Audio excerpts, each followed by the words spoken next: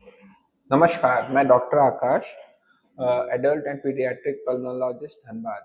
आज मेरे पास एक पेशेंट आया and he was telling that doctor साहब मैं खाँसते-खाँसते-खाँसते इतनी ज़्यादा खाँसी हो जाती है मुझे कि मैं खाँसते-खाँसते अचानक से बेहोश हो जाता हूँ 10 से 15 सेकंड के लिए।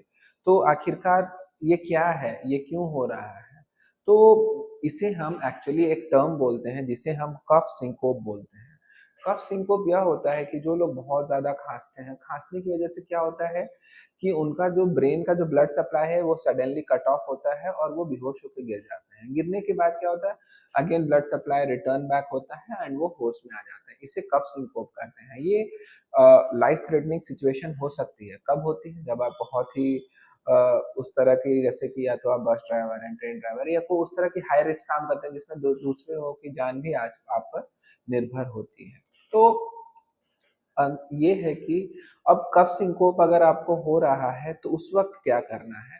उस वक़्त यह देखें कि अगर आपको हल्का-सा भी चक्कर आ रहा है, अंधेरा हो रहा है तो आपको बैठ करके अपने हाथ-पैर मोड़ करके रखना है या फिर अपने बाँह को टाइट करना है, छाती को अपने मसल्स को टाइट करना है ताकि आपका ब्लड सप्लाई वापस से रिटर्न हो, आपके ब्रेन तक जाए, आपके हार्ट तक जाए और आप उससे बच सकें और कोप अप कर सकें। तो थोड़ी-मोड़ी चीज़ें ये हैं कि इससे ज़्यादातर कैसे बचा सकता है, अगर आप सही से पानी पी रहे हैं, पानी का दिन में 2 से ढाई लीटर पानी पी रहे हैं, वेल हाइड्रेटेड रह रहे हैं, तो खाँसने के बाद भी बीपी आपका फॉल नहीं होगा और आपको कफ सिंकोप या आप बेहोश भी नहीं होंगे। ये कुछ छोटी-मोटी चीज़ें हैं जिसे करके हम बच सकते हैं। अब हाँ, अब मेन जड़ तो खाँसी है, तो खाँसी को कैसे ठीक करें?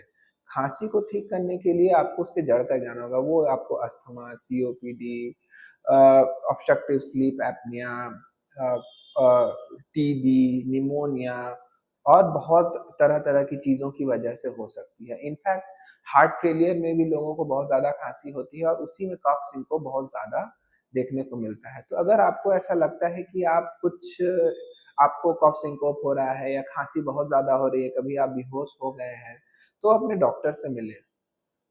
ताकि आप अपने डायग्नोसिस तक पहुँच पाएँ और यह कोई बड़ी चीज़ ना बने और कोई खतरा आपको ना हो। धन्यवाद।